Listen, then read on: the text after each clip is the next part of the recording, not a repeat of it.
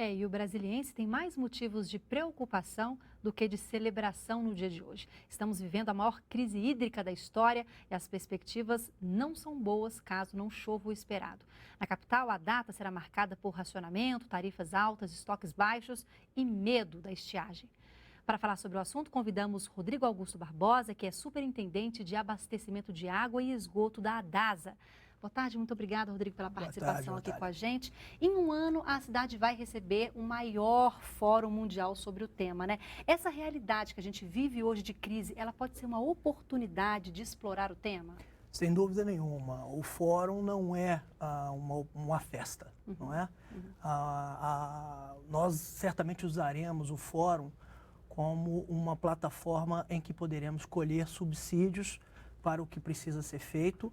É óbvio que preferiríamos estar usando o fórum para oferecer ao mundo soluções, mas o que também faremos, tenho certeza que conseguiremos superar os problemas por que estamos passando, mas usaremos o fórum também como uma instância para poder colher subsídios, para poder enfrentar futuros problemas. A falta de água pode, de alguma forma, prejudicar a questão da recepção do público ou até mesmo pôr em risco atividades previstas para o mega evento? Não creio porque o evento será realizado em março do ano que vem e nós estamos trabalhando com a perspectiva de superar a crise hídrica,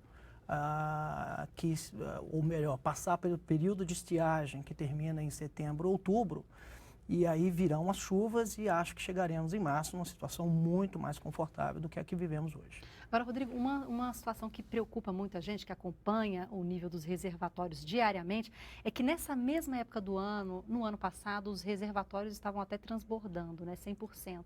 E agora eles estão lutando para chegar em 50%. Isso também é uma preocupação da DASA? Sem dúvida.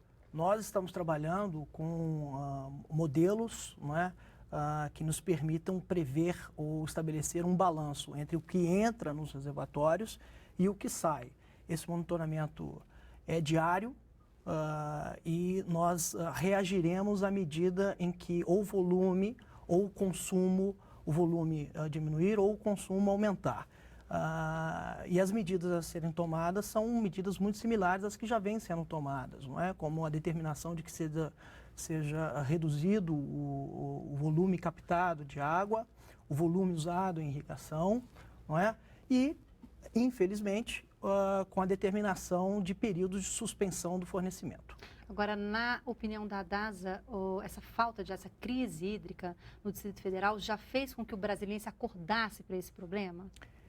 Eu tenho a impressão que sim. Não é? Exemplos como esse que foram demonstrados aqui na sua reportagem da escola são exemplos que a gente vê cada vez mais sendo utilizados por aí.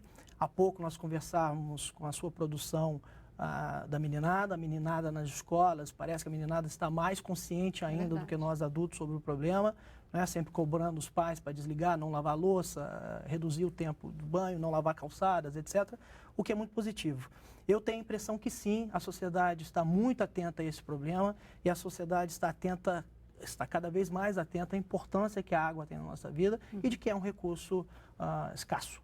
Eu acho que a sociedade também está preocupada com outra questão. Essa questão do racionamento, ela não tem data, o racionamento não tem data para terminar, não é isso? Não tem data. Então, e uma outra questão. Hoje, as pessoas ficam sem água 24 horas, né? É possível que esse tempo aumente, que as pessoas possam ficar, de repente, 2 dias sem água? É o que eu te falei há pouco, Natália. Nós estamos mensurando o volume de água e fazendo essa projeção para atravessarmos o período mais crítico. Eu ainda não posso te dizer se nós vamos ampliar esse período de suspensão do fornecimento do serviço, mas essa é uma possibilidade. E aí as pessoas ficam preocupadas, no caso, porque quando a gente fica 1 dia sem água, de repente leva 2 para, né? Tem 2 dias para que a água volte, né? E se forem 2 dias, talvez demore um pouco mais até, né? Não creio, porque tecnicamente o restabelecimento do serviço é o mesmo se ficou 1 dia ou 2 dias parado, não é? Então, agora, em relação à captação de água do Lago Paranoá, pode ser um bom reforço agora nesse momento? Sem dúvida. Nós esperamos coletar ali 700 litros por segundo, o que vai nos dar um certo conforto. Isso não é pouco. Para você ter uma ideia, nós limitamos a captação do sistema de Santa Maria, do reservatório de Santa Maria, a 500 litros por segundo. Então, nós vamos estar captando 700 litros por segundo do Lago Paranoá nesse primeiro momento. Em relação aos agricultores, né, eles temem aí uma crise gerada por essa falta de água, né? Como que a DASA está tratando isso? E olha, infelizmente, esse é de fato algo que nós temos que olhar com muito cuidado, porque a agricultura é altamente demandante de água, a agricultura emprega gente, a agricultura produz alimentos, então nós temos que ter um cuidado muito especial com a agricultura, que é o que nós estamos fazendo.